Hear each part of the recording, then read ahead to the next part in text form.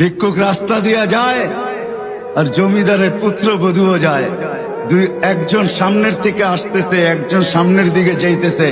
দুইজনের ক্রসিং এর সময় ভিক্ষুকের গায়ের কাদা জমিদারের পুত্রবধূর গায়ে লেগে গেছে। সে দুনিয়া আন্ধার করে ফেলছে, স্বামীকে ডাইকা নিয়ে আসছে, বলছে ভিক্ষুক আমার কাপড় নষ্ট করে দিছে। সে শুধু ভিক্ষুক ছিল না, বৃদ্ধ ছিল। বৃদ্ধ ছিল না শুধু, জীর্ণ ছিল, শীর্ণ ছিল, শরীরে কাপড় ছিল না, ফাটা চিরা কাপড় ছিল, পায়ে জুতা ছিল না, পেটে ভাত ছিল না। জমিদারের পুত্র সইতে পারে নাই, যৌবনী শক্তি সয় তো সয় কি কইরা তার স্ত্রীর গায়ে ভিক্ষুকের কাদা, বস সমগ্র শক্তিকে হাতে জমা করা একত্র করা বৃদ্ধের গালে বসায়। বৃদ্ধ কিচ্ছু বলে নাই, শুধু উপরের দিকে তাকায় দুই তিনটা শব্দ উচ্চারণ করছেন।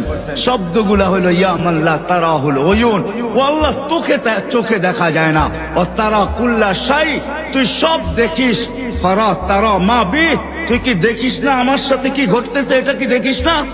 বলতে দেরি যুবক, মরতে দেরি হয় নাই। জমিদার চলে আসছে, প্রতিশোধ নিবে। বৃদ্ধের একদিকে মুস্কি হাসি, একদিকে বলতেছে প্রেমের খেলা এমনই হয়।